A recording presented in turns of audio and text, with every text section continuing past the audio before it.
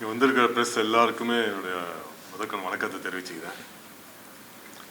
எப்போதுமே மலையாள ஃபிலிம் இண்டஸ்ட்ரியிலேருந்து தமிழ் ஆர்டிஸ்ட்டை தேடுறாங்கன்னா எடுத்த உடனே பெரிய பெரிய ஸ்டார்ஸை தேடுறதில்லை. இந்த ஸ்டார்ஸ் கூட நடிக்கிற நடிகர்களில் யார் நமக்கு ஏற்ற ஒரு பெஸ்ட்டு பெர்ஃபார்மன்ஸ் பண்ணக்கூடிய சின்ன சின்ன கேரக்டரில் யார் அப்படின்னு தேடி கண்டுபிடிச்சி தான் மலையாளத்தில் யூஸ் பண்ணுறாங்கன்னு நான் நினைக்கிறேன். நான் ஆதேஷ் பாலாலாம் பல படங்களில் நீங்கள் பார்த்துருப்பீங்க. எங்கள் கலை பயணத்தில் முக்கால் பாகத்தை நாங்கள் வில்லன் கூடவோ ஹீரோக்கள் கூடவோ தான் நாங்கள் நடித்து மக்கள்கிட்ட ரீச் ஆகிருக்கோம். ஸோ எங்களை மாதிரி ஆர்டிஸ்ட்டு தான் மலையாளத்துலேருந்து பார்த்து ரெக்கக்னைஸ் பண்ணி ஸோ இவங்ககிட்ட ஏதோ ஒன்று இருக்குது அப்படின்னு கூப்பிட்டு மலையாளத்தில் இவரை ஹீரோ ஆக்கியிருக்காங்கன்னு தான் நான் நம்புகிறேன். உண்மையிலே ரொம்ப சந்தோஷமாகவும் பெருமையாகவும் இருக்குது. ஆதேஷ் பாலா இன்னைக்கு மொழி கடந்து மலையாளத்தில் போய் ஒரு ஹீரோவாக அறிமுகமாகுது. சில வருடங்களுக்கு முன்னாடி ஒரு மேடையில் நான் சொல்லியிருந்தேன். அதுதான் கொஞ்ச நேரத்துக்கு முன்னாடி ஆதேஷ் பாலா சொன்னாப்புல, எனக்கு சினிமாவில் எல்லா ஹீரோக்கள் கூட நடிச்சிருப்பேன், ஆனால் எந்த ஹீரோவையும் உரிமையாக பாடா போடான்னு கூப்பிட்டு அப்படி பழகலை நான். ஏன்னா அப்படி எனக்கு ஒரு ஹீரோவும் இல்லை. ஸோ நம்ம கூட பழகினவங்க யாராவது பாடா போடான்னு பழகின ஒருத்தர் பெரிய ஹீரோ ஆனால் அது நமக்கு ஒரு பெருமையாகவும் சந்தோஷமாகவும் இருக்கும் அப்படின்னு நான் அதை ஒரு மேடையில் ஆதேஷ் பாலா பற்றி சொல்லியிருந்தேன். ஸோ அது இன்னைக்கு நிறைவேறிக்குன்னு தான் நான் நம்புகிறேன். வாழ்த்துக்கிறேன்பா. அதாவது அன்னைக்கு நான் சொன்னது ஒரு நினைவாயிருக்கு, நிறைவேறிக்குன்னு தான் நம்புகிறேன். ஸோ ஆதேஷ் பாலா இந்த படத்து மூலிமா மலையாளத்தை மட்டும் இல்லாமல் தமிழையும் ஒரு பெரிய ஹீரோவாக வரணும்னு நான் வேண்டிக்கிறேன். இந்த படத்தை பொறுத்த வரைக்கும் நான் கமிட் ஆனது நண்பர் ஆதேஷ் பாலாக்காக தான். ஒரே ஒரு சீன் தான் பண்ணியிருக்கேன். இதில் கிளைமேக்ஸில் மட்டும் ஒரு இல்லை நான் பண்ணியிருக்கேன். என்னைய நிறைய தமிழில் சின்ன சின்ன கேரக்டரில் பண்ணியிருந்தாலும் மலையாளத்தில் பொறுத்த வரைக்கும் என்னைய முதல்ல ஃபுல் ஃப்ளெஜ்டு ஒரு வில்லனாக ஆக்கினது மலையாள ஃபிலிம் இண்டஸ்ட்ரி தான். ஜனகன் அப்படிங்கிற திரைப்படத்தில் மோகன்லால் சாரும் சுரேஷ் கோபி சாரும் ஹீரோக்களாக நடித்த ஒரு படத்தை நான் மெயின் வில்லனாக பண்ணியிருந்தேன். அதுக்கப்புறம் நான் மலையாளத்தை பார்த்தீங்கன்னா எந்த இது வரைக்கும் நான் ஒரு 18-19 படம் மேலே பண்ணியிருப்பேன். எல்லா படங்களிலுமே நான் மெயின் வில்லனாக ஃபுல் ஃப்ளெஜ்டு வில்லனாக தான் நடிச்சிருக்கேன். சமீபத்தில் ஒரு அந்த மாளிகைப்புறம் படத்துக்கு அப்புறம் இன்னும் தீவிரமாக படங்களில் மலையாள படங்களில் மெயின் வில்லனாக மெயின் கேரக்டர்ஸ் அப்படி நான் நடிச்சிருக்கேன். ஒரு கெஸ்ட் ரோல் பண்ணுற ஒரு மலையாள படத்துலனா அது இந்த ரகுராம் படம் தான். அதுக்கு முக்கிய காரணம் ஆதேஷ் பாலா. அவன் ஃபோன் பண்ணி முன்னாடியே சொல்லியிருக்கோம், நாங்கள் அவர் ஹீரோவை பண்ணுற படத்தில் நான் வில்லனாக பண்ணணுன்னு. ஸோ அதை இந்த படத்தில் அவன் நிறைவேற்றிருக்குன்னு தான் சொல்லணும். அவன் அப்பப்போ சொல்லுவான், ஹீரோவை பண்ணுற படத்தில் நீ மெயின் வில்லனாக பண்ணணும் அப்படின்னு. பட்டு ஒரு சீனாக இருந்தாலும் இந்த படத்தில் ஒரு மெயின் வில்லனாக பண்ணியிருக்கேன். அந்த வகையில் இந்த படத்தோட இயக்குனர் சைனு சாருக்கும் ப்ரொடியூசர் இவர் உண்மையிலே ஒரு கேப்டனு, ஒரு மிலிட்ரியில் இருந்தவர் கேப்டன் அவர்களுக்கும் இந்த படம் குழு மொத்த பேருக்குமே என்னோட மனமார்ந்த நன்றியை தெரிவிச்சுக்கிறேன். இந்த படம் தமிழ் மட்டும் இல்லை, எல்லா லாங்குவேஜுமே ரிலீஸ் ஆகுது. இந்த படத்தை கொண்டு போய் சேர்க்க வேண்டியது உங்கள் கையில் தான் இருக்குது. நிச்சயமாக தமிழ் நடிகர்கள்லாம் நடிச்சிருக்கோம். நிச்சயமாக நீங்கள் எல்லா மக்கள்கிட்டையும் இந்த படத்தை கொண்டு போய் சேர்த்து இந்த படத்தை ஒரு மிகப்பெரிய ஒரு வெற்றி படமாக ஆக்கி நான் நம்புகிறேன். எல்லாருக்குமே என் மனமார்ந்த நன்றி.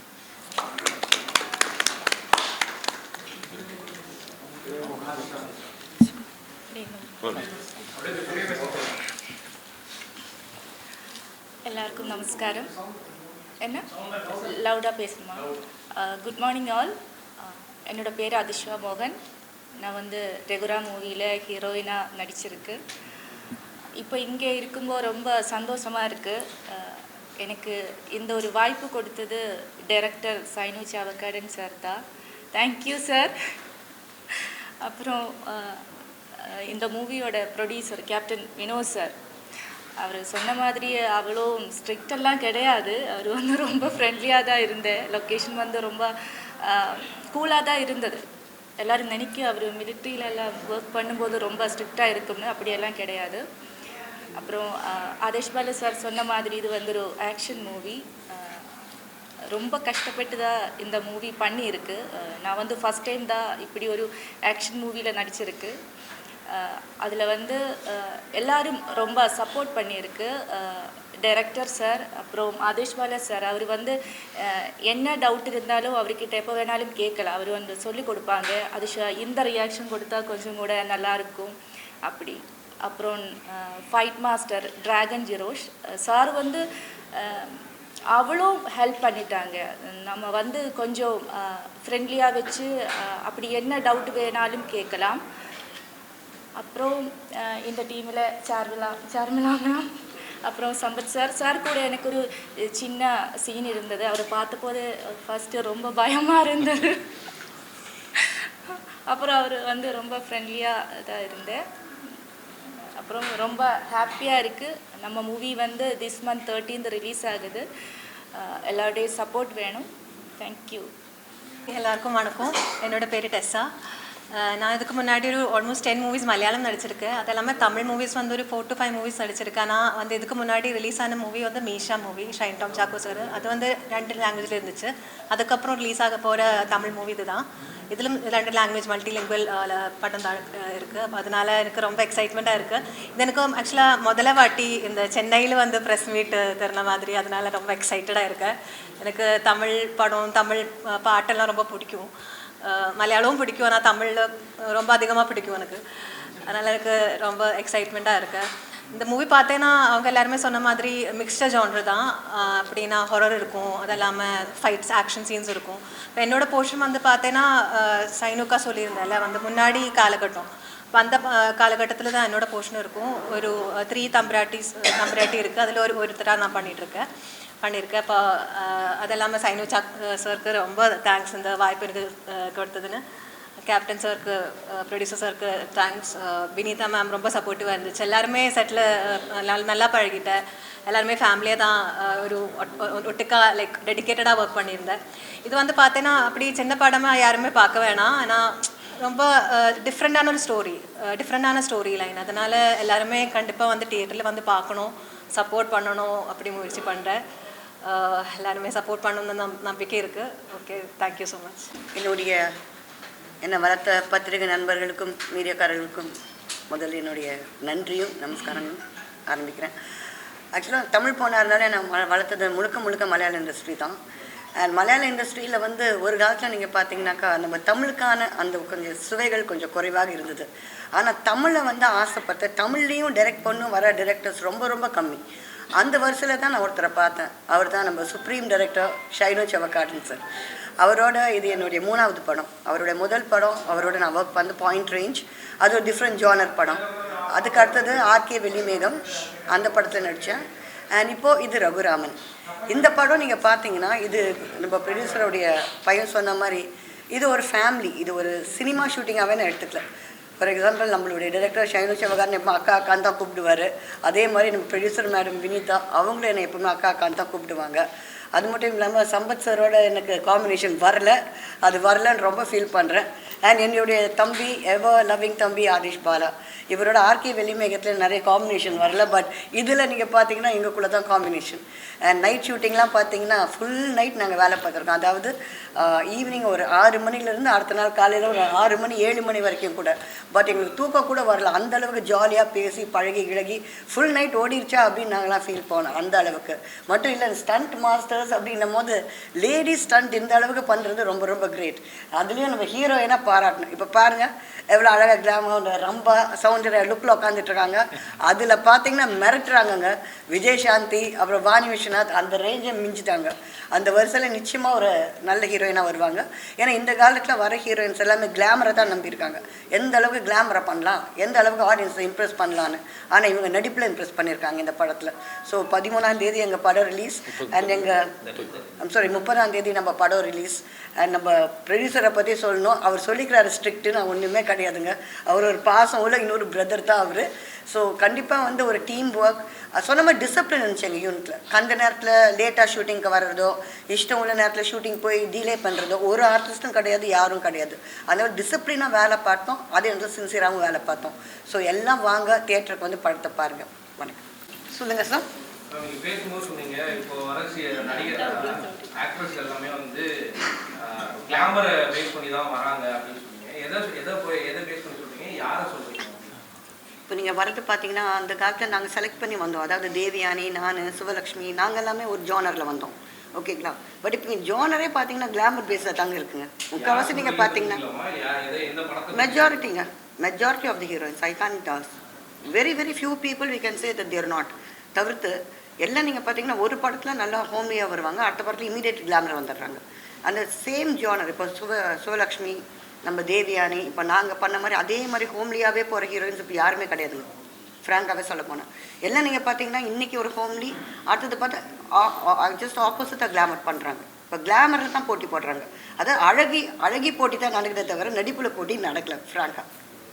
அதே மாதிரி இப்போ தமிழ் படங்கள்லாம் வந்து பார்த்தீங்க அப்படின்னா தமிழ் நடிகைகளை வந்து நடிக்க வைக்க மாட்டேங்கிறாங்க. அது மாதிரி ஒரு டாக் வந்து போயிட்டு இருக்கு. அதை எப்படி நீங்கள் பார்க்குறீங்க? தட்ஸ் வெரி ட்ரூன்னு நான் உண்மையிலே நாங்களாம் தமிழ் நடிகைகள், நாங்களாம் எத்தனையோ படங்கள் எங்களை புக் பண்ணியிருக்கலாம். பட் மலையாளத்தார் தான் எங்களை கூப்பிட்டு புக் பண்ணியிருக்காங்க. அங்கேருந்து எங்களுக்கு விமானம் டிக்கெட்டை கொடுத்து ஹோட்டல் ரூமை கொடுத்து புக் பண்ணுறாங்க. ஆனால் சென்னையிலே எங்கள் ஷூட்டிங் போயிட்டுருக்கு, எங்களை திரும்பி கூட பார்க்கல.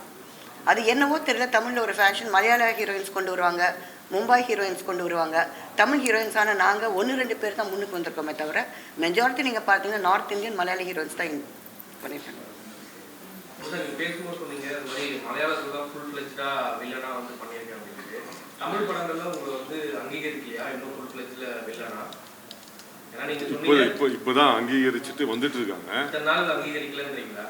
அதாவது வில்லன் கூட ஹீரோ கூட நடித்ததுனால தான் வந்து மற்ற லாங்குவேஜ்லேயுமே என்னை கூப்பிட்டு நடிக்க வச்சுருக்காங்க. ஸோ அங்கீகரிக்காமல் மற்ற லாங்குவேஜ் கூட மாட்டாங்களே. இங்கே வந்து சொல்லும்போது மலையாளத்தில் தான் வந்து என்னை வந்து மலையாளத்தை தான் நான் சொல்லலை. மலையாளத்துலேருந்து இங்கே நம்ம சின்ன சின்ன ரோலில் பண்ணியிருந்தாலும் அங்கேருந்து கூப்பிட்டு பிக்கப் பண்ணி அங்கே பிக் பண்ணுறாங்களே, செலக்ட் பண்ணுறாங்க இல்லையா. ஸோ இந்த மாதிரி ஸ்டார்ஸ் கூட நடித்தவங்களையும் அடையாளம் கண்டு கூப்பிட்டு அங்கே நடிக்க வைக்கிறாங்க மெயின் வில்லனா.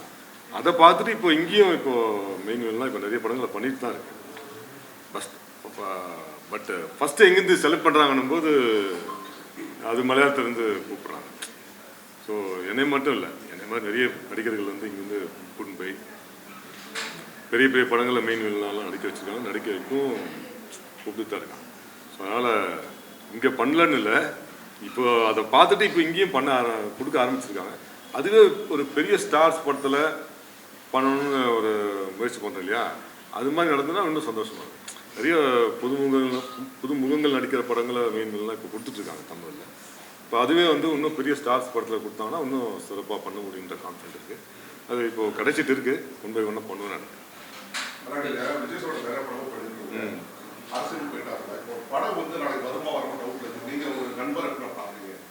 உண்மையிலே எனக்கு வருமா வராதான்ற டவுட்டு இல்லை.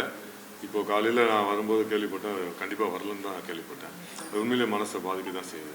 ஏன்னா அப்போ விஜய் சார் மட்டும் இல்லை, எந்த படமுமே வந்து செலவு பண்ணி கஷ்டப்பட்டு எடுக்கிறாங்க. அது சொன்ன தேதியில் ரிலீஸ் ஆனால் எல்லாருக்குமே பயனுள்ளதாக இருக்கும். அது வரலங்கிற போது மனசுக்கு கொஞ்சம் வருத்தமாக தான் இருக்குது. சின்ன படங்களுக்கு வந்து அது நடிக்கிற ஆர்டிஸ்ட் தான் வந்து பெரிய ப்ரொமோஷனாக இருக்கும். இந்த படத்தில் வந்து பெரிய ஆர்டிஸ்ட்னு பார்த்தீங்க அப்படின்னா ராதாரவி சார் இருக்காரு. இந்த மாதிரி சின்ன சின்ன ப்ரொமோஷன்ஸுக்கு ஏன் வரல, கூப்பிடலையா, எதனால், என்ன காரணம்? இல்லை, ஆக்சுவலாக வந்து எல்லாருமே ப்ரொடக்ஷனில் கண்டிப்பாக கூப்பிடுவாங்க. என்னையும் கூப்பிட்டாங்க. நான் கூடும்போது நான் சொன்னேன் 7ஆம் தேதியிலேருந்து நான் வேறு கம்பெனிக்கு டேட் கொடுத்துருக்கேன் மேடம், என்னால் வர முடியுமான்னு தெரியல. ஒருவேளை டேட்டு ஷூட்டிங் ஏதாவது போஸ்ட்போன் ஆயிடுச்சு அப்படின்னா நான் கண்டிப்பாக வரேன், 100% ஷூராக வரேன்னு தான் சொன்னேன். ஸோ எல்லா நடிகர்களுக்குமே அந்த ப்ராப்ளம் இருக்க தான் செய்யுது. இப்போது ஆக்சுவலாக என் ஷூட்டிங் போஸ்ட்போன் ஆயிடுச்சு பொங்கலுக்கு அப்புறம்னு, அதனால தான் இங்கே வர முடிஞ்சது. ஒருவேளை நான் இன்றைக்கி இங்கே வந்துடலைன்னா என்னையும் அப்படி தான் சொல்லியிருப்பாங்க. பட்டு இது வந்து எல்லாருமே வேணும்னே பண்ணுறதில்லை, வரணும். இப்போ எனக்கெல்லாம் வந்து 1 மாதம் மேலே கொடுத்த டேட்டு. பட் நல்ல விஷயமா கெட்ட விஷயமா தெரியல, பட் போஸ்ட்போன் ஆயிடுச்சு. நான் வந்திருக்கேன். ஒருவேளை மற்ற நடிகர்களுக்கும் அது மாதிரி டேட் ப்ராப்ளம் இருந்தனால வராமல் இருக்கலாம். இது வந்து யதார்த்தமாக நடக்கிறது தான் அப்படின்னு நான் நினைக்கிறேன். யார் ஒருத்தருமே 11 தான் அடிப்பாங்க. நான் 2 பெரிய படங்கள் இந்த மாதம் ரிலீஸ் எப்படி சென்சாராகி ரிலீஸ் ஆகிடும். நீங்கள் ஹீரோ பண்ணுறதுனால சிவகார்த்திகனுக்கும் விஜய்க்கு போட்டியாக உங்கள் படத்தை ரிலீஸ் பண்ணுறீங்களா? அதெல்லாம் கிடையாது. நம்ம இப்போ தான் இப்படி வளர்ந்துட்டு இருக்கோம். நீங்கள் எங்கேயோ போய் மேலே போய் வைக்கிறீங்க. அதெல்லாம் கிடையாது. அந்த மாதிரிலாம் கிடையாது. போட்டியெல்லாம் ஒன்றுமே கிடையாது. எங்கள் படம் ஜெயிச்சா போதும், சந்தோஷப்படுவோம். அவ்வளோ. எல்லாருக்கும் வணக்கம். நான் வந்து நடிகர் ஆதேஷ் பாலா பேசுகிறேன். எங்கள் அப்பா எல்லோரும் உங்களுக்கு தெரியும், காமெடி நடிகர் சிவராமன் அவரோட பையன். நான் கிட்டத்தட்ட ரொம்ப வருஷமாக சினிமா இண்டஸ்ட்ரியில் இருக்கேன். இந்த ரகுராம் படம் வந்து எனக்கு வந்து 100வது படம். எனக்கு ஆக்சுவலாக அந்த படம் ரகுராம் படம். இதுக்கு முன்னாடி நிறைய படம் பண்ணியிருக்கேன். எனக்கு தெரியும், மம்பட்டியான், முண்டாசுப்பட்டி, மருதநாணயம், சவரகத்தி, பேட்டை, சீசா, இப்போ ரீசெண்டாக வானரன், அப்புறம் சாவி, இது மாதிரி நிறைய படம் பண்ணியிருக்கேன். ரொம்ப நாளாக வந்து எனக்கு ஒரு மலையாள படம் பண்ணணும் ரொம்ப நாளாக எனக்கு பெரிய ஆசை ஒன்று இருக்குது.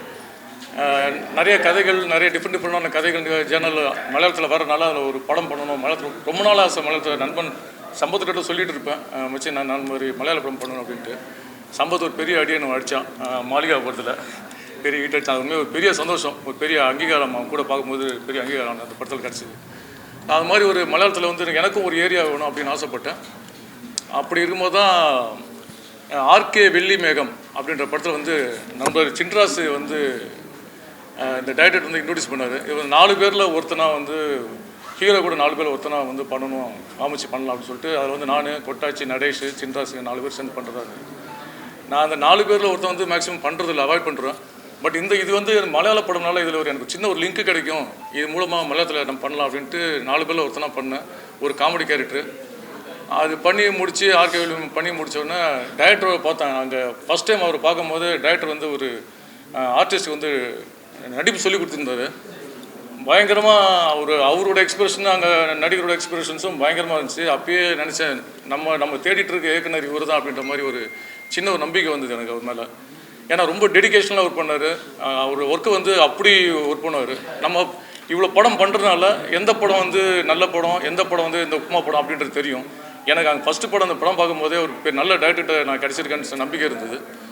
அந்த படம் பண்ணி நான் ஆர்கே வெள்ளி மேகம் படம் பண்ணி முடித்து ரிலீஸ் ஆகும்போது டப்பிங் பண்ணும்போதே என்கிட்ட வந்து டைரக்டர் சின்ன கதை சொன்னார். என்கிட்ட சும்மா அப்பப்போ பேசிகிட்டு இருப்பார் அவர்கிட்ட. அப்புறம் ஒரு நாள் நான் அடுத்த படத்தோட இந்த ஹீரோ வந்து நீங்கள் தான் அப்படின்னாரு. எனக்கு அது பயங்கர ஷாக்கு, சர்ப்ரைஸ் எனக்கு ஆக்சுவலான படம். ஏன்னா 4 பேரில் ஒருத்தனா பண்ணி மலையாளத்தில் வந்து எனக்கு பெரிய லாங்குவேஜில் எனக்கு பெருசாக தெரியாது. இருந்தாலும் என் மேலே பெரிய நம்பிக்கை வச்சு டைரக்டர் வந்து அடுத்த படத்தோட ஹீரோ சார், நான் வந்து மலையாளம் எனக்கு பெருசாக தெரியாது, நான் பார்த்துக்கிறேன் வாங்க அப்படின்னாரு. ஸோ அந்த நம்பிக்கையை வந்து எனக்கு பெருசாக நம்பிக்கை கொடுத்து என்னை வந்து மலையாளத்தில் வந்து பெருசாக இன்ட்ரடியூஸ் பண்ணியிருக்காரு. அது நான் காலம் ஃபுல்லாக அவருக்கு வந்து நான் நன்றி கடன் பட்டிருக்கேன் மலையாளத்தில். ஏன்னா இப்படி ஒரு பெரிய ரோலு ரகுராம் அப்படின்ற இடத்துல எனக்கு பெரிய ரோல் கொடுத்து எனக்கு மலையாளத்தில் இன்ட்ரடியூஸ் பண்ணியிருக்காரு. ரொம்ப பெரிய சந்தோஷமாக இருக்குது. அப்படிப்பட்ட டைரக்டர் வந்து, ஏன்னா ஒரு நடிகனை பொறுத்த வரைக்கும் ஒரு டைரக்டர் எவ்வளோ கான்ஃபிடென்ட் நடிகன் மேலே இருக்குதோ அப்போ தான் அது நல்லாயிருக்கும். அந்த அளவுக்கு அவருக்கு என் மேலே நம்பிக்கை வச்சார். நானும் முடிஞ்ச அளவுக்கு அந்த நம்பிக்கை நான் காப்பாற்றிருக்கேன்னு நினைக்கிறேன் டைரக்டருக்கு. ஸோ சைனு சாவுக்காடன் சார் உண்மையே எக்ஸலண்ட். அவர் கிட்டத்தட்ட ஒரு 7 படம் பண்ணியிருக்காரு மலையாளத்தில். இது 8வது படம். இந்த படம் அவ்வளோ நாங்கள் அந்த டீமு பார்த்தீங்கன்னா கிட்டத்தட்ட ஒரு 20 நாள் 30 நாள் ஒரு ஃபேமிலி மாதிரியே. ஆஃப்டர் ரொம்ப நாளைக்கு அப்புறம் வந்து எனக்கு இந்த முண்டாசுப்பட்டிக்கு அப்புறம் அந்த ஒரு ஃபேமிலி மாதிரி ஒரு சிச்சுவேஷன் அமைஞ்ச படம் எதுன்னு பார்த்தீங்கன்னா எனக்கு வந்து இந்த ரகுராம் தான். நம்ம ப்ரொடியூசர்கள்லாம் என் கூட நாங்களாம் வந்து ஒன்றா உட்காந்து ஒர்க் பண்ணும்போது அது நான் ஒரு பெரிய ஷூட்டிங் ஸ்பாட்டு நம்ம பெருசாக நடிக்கிறோம் அப்படின்றது எந்த எதுவுமே இருக்காது. நான் வந்து மலையாளத்தில் ஏதாவது டவுட்னா கூட நான் இவர்கிட்ட கேட்டுப்பேன், அப்புறம் சுனில் சாரை கேட்டுப்பேன், அப்புறம் சஜித் அவன்கிட்ட கேட்டு எப்படி டயலாக் மாடுலேஷன் பண்ணணும் அப்படின்ட்டு. ஏன்னா ஆத்தென்டிக்காக இருக்கணும், மேக்ஸிமம் ட்ரை பண்ணி பண்ணணும். பட் அவங்க மலையாளம் எனக்கு சொல்லியிருப்பான். அவ்வளோ வந்து எல்லாருமே பயங்கர ஃப்ரெண்ட்லியாக எனக்கு வந்து ரொம்ப பண்ணி கொடுத்தாங்க. அது வந்து எனக்கு ரொம்ப சந்தோஷமாக இருந்தது.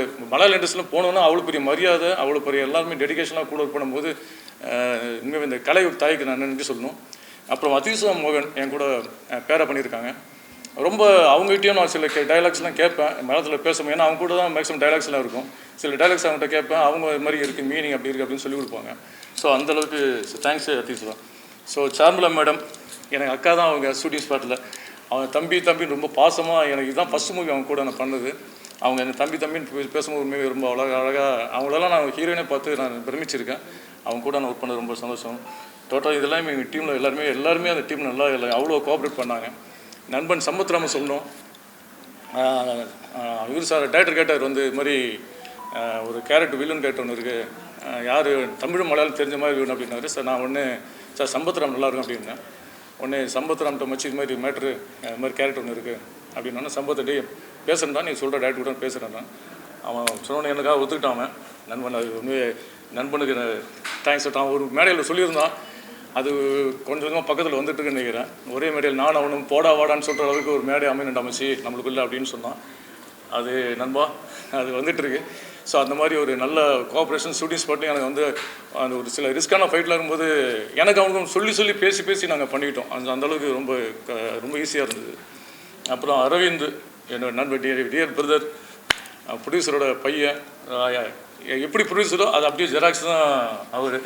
2 பேரும் அவ்வளோ டீமில் வந்து அவ்வளோ மெர்ஜாகி அப்படியே எங்களை டீமில் பார்த்துக்கிட்டாங்க. அரவிந்த் நான் ரொம்ப கேஷுவலாக அறிஞ்சிட்டு இருந்தேன், ரொம்ப ஜெல்லாக இருந்தது.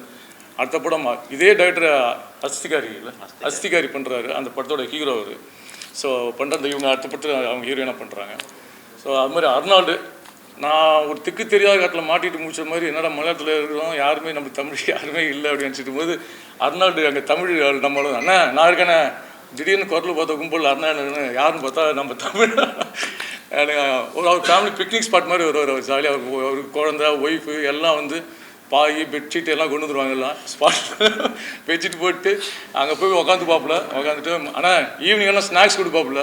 ஆனால் அவர் 4-5 ஸ்நாக்ஸ் எல்லாம் எனக்கே வாங்கி வச்சு பாக்கெட் மிக்சரு காராஸ் இதெல்லாம் வாங்கி வந்து கொடுப்பாப்புல. ஸோ அந்தளவுக்கு வந்து அர்னால்டு. அப்புறம் மணியேட்டா, கேமராமேன் மணியேட்டா ரொம்ப வெரி ஹார்ட் ஒர்க்கு மணியேட்டா. அவர் நான் என்ன நினைக்கிறோமோ அந்தளவுக்கு மணியேட்டா வந்து அப்படி வேலை பார்ப்பாப்புல. ஸோ இது டைரக்டரும் கேமராமேனும் ஹஸ்பண்ட் ஒய்ஃப் மாதிரி அந்தளவுக்கு ரொம்ப அவ்வளோ ஒர்க் பண்ணாங்க. மணியேட்டா ஐ லவ் யூ, சூப்பராக பண்ணி கொடுத்தீங்க, தேங்க்ஸ். அப்போ நம்ம ரைட்டர் ஸ்டோரி ரைட்டர் சுதிர் சக்கனா நட்டார் எல்லாருமே எனக்கு வந்து இவங்க எல்லாமே வந்து நான் இங்கேருந்து தமிழ்லேருந்து போய் மலையாள படம் பண்ண மாதிரி இல்லை, நான் இங்கேருந்து தமிழ் படம் பண்ணி அங்கேயே போய் தமிழ் படம் பண்ண மாதிரி எல்லாருமே அப்படி ஒரு கோஆப்ரேஷன்ஸ் டோட்டல் டீமே வந்து அப்படி இருந்தாங்க. அப்புறம் வினிதா மேடம் கோ ப்ரொடியூசர் எங்கே இருக்கான்னு தெரில, அவங்களும் சரி எல்லாருமே அவங்க தான் எங்களுக்கு எல்லாமே எங்கள் ப்ரொடக்ஷன் எக்ஸிக்யூட்டிவ் ப்ரொடக்ஷன் மேனேஜர் எல்லாமே அவங்க தான் பார்த்துக்கிறாங்க. எல்லாமே ஃபுட்டிலேருந்து நான் என்னெல்லாம் பயந்தேனோ அதெல்லாம் ரொம்ப ஈஸியாக இருந்தது கேரளாவில். ஸோ அப்படி வந்து பண்ணி கொடுத்தாங்க. அப்புறம் இதில் முக்கியமான ஒன்று சொன்னால் ரொம்ப கஷ்டப்பட்டு ஒரு ஏரியா நானும் டைரக்டரும் காலையில் ஷூட்டிங் ஸ்டார்ட் பண்ணோன்னா 20 நாளாக நான் அப்படி தான் கஷ்டப்பட்டேன். ஒரு கட்டு ஒன்று போடுவாங்க, அவர் என்னை பிடிச்சி 2 கை இந்த அப்படி பிடிச்சிட்டு இந்த பக்கம் 2 பிடிச்சிக்கிட்டு ஒரு இறுக்கி 4 சுற்றுத்துவோம். அந்த உடம்பு ஃபுல்லாக கட்டு, அது பேண்டேட் மாதிரி கட்டு இங்கே வரைக்கும் கட்டிடுவாங்க. நான் பேசுறது அடியிலேருந்து பேச முடியாது, இங்கேருந்து தான் பேசணும். அவ்வளோ மூச்சு மூட்டுருவோம் அந்த அளவுக்கு போட்டு அவரும் டைட் பண்ணி, ஏன்னா லூஸ் ஆகிட்ட கூடாது, லூஸ் ஆகிட்ட அசிங்கமாக இருந்தாலும் டைட் பண்ணி கட்டு வருவார். எனக்கும் டைரக்டருக்கு காலையில் அந்த ஒரு பெரிய போராட்டம் இருக்கும். அந்த சாயந்தரமான அந்த சபரிமலையில் மாலையை கேட்டுற மாதிரி சாயந்தரமான அவர் தான் வந்து அந்த கேட்டுவார், காலையில் வேணால் அவர் தான் அந்த இதை போடுவார். ஸோ அப்படி ஒரு டோட்டல் டீம் டைரக்ஷன்ஸ் டீமு. நீங்கள் மலையாளத்தில் இந்த படம் பார்க்கும்போது ஃபுல் ஆக்ஷனு டான்ஸ் இது ஃபைட் மாஸ்டர் அப்படி கிட்டத்தட்ட ஃபைட்டும் ஆக்ஷனும் அவ்வளோ மிக்ஸ்டாக அந்த படத்தில் அவ்வளோ பண்ணியிருக்காங்க. ஸோ டைரக்டர் எல்லாமே இந்த என்ன டைரக்டர் நினைக்கிறாரோ அது இருக்கிற ஆர்டிஸ்ட் எல்லாமே புது ஆர்டிஸ்ட் மாதிரியே இருக்காது. மேக்ஸிமம் எல்லாருமே நல்லா பெர்ஃபார்ம் பண்ணாங்க. எல்லாம் அந்த ஆர்டிஸ்ட் மாதிரி தான் எல்லாருமே வேலை பார்த்தது. எல்லாருமே சௌந்தர்யா அக்கா மாதிரி அவங்க லீனாக்கா அவங்க அந்த தூளில் வர அவங்க மாதிரி அந்த அக்கா மாதிரி இருப்பாங்க. அந்தளவுக்கு ஒரு வயலண்ட்டாக பார்க்க தான் அப்படி சாஃப்டாக இருக்காங்க, பயங்கர வயலண்ட்டாக பண்ணியிருப்பாங்க. எல்லாம் இவங்களாம் பயங்கர ஃபைட்டு தூக்கிட்டு போகிற ஒன்று ஷார்ட்லாம் ஒன்று இருக்குது. நான்லாம் இவங்க ஜென்ஸு தூக்கிட்டு போனாலும் பரவாயில்ல, என்ன லேடிஸ்லாம் தூக்கிட்டு போவாங்க, அதுவும் கட்டை வச்சுலாம் தூக்கிட்டு போகல. ஒருத்தர் 2 காலை பிடிச்சிக்கிறது, முன்னாடி 2 கையை பிடிச்சி நடுவில் ஒரு முட்டு கொடுத்து நிற்கிது. நான் இதில் வேறு தூக்கிட்டு ஓடுவாங்க மேலே அந்த மலையில். அவங்க 2 பேர் தான் ஸ்டேரிங் மாதிரி திருப்பாங்க. மேடம் இது உடம்பு மேடம், ஸ்டேரிங் மாதிரி திருப்பாதீங்க, கொஞ்சம் பார்த்து திருப்புங்க. ஏன்னா இல்லைங்க டைட் அங்கே சொல்கிறாங்க திரும்ப உடம்பு சாணம் அப்படி திரும்ப வலிக்கும் அப்படி திரும்பி இப்படி ஓடுங்க தட. ஏன் அது இதில் என்ன பெரிய அப்படின்னா அன்றைக்கி நைட்டு ஃபுல்லாக ஷூட்டிங்கெல்லாம் எடுத்து முடிச்சிட்டோம். அடுத்த நாள் அதே இடத்துல பெரிய பாம்புலாம் இருந்தது. ஏன்னா எடுத்ததெல்லாம் ஃபாரஸ்ட் ஏரியா. நினச்சேன் ஏதாவது கீழே தூக்கி போட்டுருந்தீங்கன்னா என்ன. ஆனால் அந்தளவுக்கு எல்லாருமே டோட்டலாக டீம் கஷ்டப்பட்டாங்க. ஸோ எனக்கு வந்து இது ஒரு அருமையான ஒரு நடிகனா ரொம்ப சந்தோஷமாக ஒரு ஒர்க் பண்ண படம் வந்து இந்த ரகுராம். ஸோ ஏதாவது கொஸ்டின் தான் நீங்கள் கேளுங்க, நான் சொல்லுங்கள். சரி பேசுங்க சார், ப்ளீஸ் பேசுங்க. Good morning. ഞാൻ ക്യാപ്റ്റൻ വിനോദ്. ക്യാപ്റ്റൻ വെച്ചാൽ ആർമിയിൽ 34 ഇയർ വേല பண்ணிட்டு தானே இதில் இந்த ஃபீல்டில் வந்திருக்கேன். ஃபஸ்ட்டில் ഞാൻ തമിഴ് இந்த நாடுன்னு அதில் நாட்டுக்காருக்கு இந்த வீட்டுக்காருக்கு പിന്നെ இந்த വന്നിരിക്കുന്ന എല്ലാവർക്കും എന്നോട് കൂപ്പുകൈ. 1917 18 നടരാജ മുതലിയാർ എന്ന് വെച്ച ഒരാൾ തന്നെ ഈ തമിഴ്നാട്ടുക്ക് പിക്ചർ എന്ന ഒരു പത്തർ പൊട്ടി அந்த ஒரு பீஜம் போட்டு சீடு போட்டிருக்கு. உங்களுக்கு தெரியும் 18 ஸ்டார்ட் பண்ணிய இதில் പിന്നെ അത് ഇന്ന് വരെ വന്നിട്ട് വലിയ വടവൃക്ഷം മാതിരി ആയിരിക്കും. ഇതിന് പിന്നാടിയിൽ ரொம்ப ആർട്ടിസ്റ്റ്, பெரிய பெரிய ആർട്ടിസ്റ്റ്, ഈവൻ പൊളിറ്റീഷ്യൻസ് ഇവരെല്ലാമേ അവരുടെ രക്തമേ കൊടുത്തിരിക്കും. അപ്പോൾ താൻ ഇത്രയും പവർഫുള്ളായിട്ടൊരു സ്ട്രോങ് വേൾഡ് വൈഡ് ഒരു കോളിവുഡ് ആയിരിക്കും. ഇപ്പം ഇതിന് പിന്നാടിയിൽ ഇപ്പം നമ്മ ഫേമസ് ആർട്ടിസ്റ്റ്, പിന്നെ ടെക്നീഷ്യൻസ്, പിന്നെ ഇതിനെല്ലാமே ஜனங்களிലേക്ക് எத்திக்குமாதிரி உங்களை மாதிரி பையன்மார், என் பையன் தான் சொல்லிடுறோம், உங்களெல்லாம் நல்ல ஸ்கில், உங்களுக்கு ஒரு கங்க்ராச்சுலேஷன்ஸ் எவ்ரி ஒன். നിങ്ങൾ இந்த மெசேஜ் அந்த അല്ല എന്നോട് മെസ്സേജ് എന്നല്ല, എന്തമേ സിനിമ എന്നുള്ളൊരു മെസ്സേജ്, അത് നല്ല ആദർശ ബുദ്ധി, അത് ആ റീഫോംസ്, ഇതെല്ലാമേ ജനങ്ങൾ ഉള്ള പോകണതിൽ ഉങ്ങളുടെ ഇമ്പോർട്ടൻസ് ரொம்ப இம்பார்ட்டன்ஸ் வச்சால் ரொம்ப பெருசாக அதான் உங்களை நான் ரெஸ்பெக்ட் பண்ணுறேன். ஃபஸ்ட்டு இந்த പിക്ചർ ഞാൻ സെലസ്റ്റിയ പ്രൊഡക്ഷൻസ് എന്നൊരു ബാനറിൽ ഫസ്റ്റ് പടം താൻ രഘുറാം. രഘുറാമിൽ മുതലേ ആർട്ടിസ്റ്റ് എന്ത് മാതിരി വേണോ, അത് കണ്ടന്റിന് ഇമ്പോർട്ടൻ്റ് വേണോ, ആർട്ടിസ്റ്റിക്ക് ഇമ്പോർട്ടൻ്റ് വേണോ. ഞാൻ സിനിമയെ പറ്റി പഠിച്ചിട്ട് എന്നോട് ഒരു 3 month 4 month ഞാൻ അതിൽ കംപ്ലീറ്റ് ഡെഡിക്കേറ്റ് பண்ணி ജനങ്ങൾ എപ്പോഴും മാക്സിമം അക്സെപ്റ്റ് பண்ணது കണ്ടന്റ് എന്ന് എനിക്ക് தெரிஞ்சது. Even Tamil, Malayalam, South Indian, even Bollywood and Hollywood എല്ലാമിൽ இதுதான் பார்த்துட்டு கண்டென்ட் எவ்வளோ ஸ்ட்ராங் ஆயிருக்கு.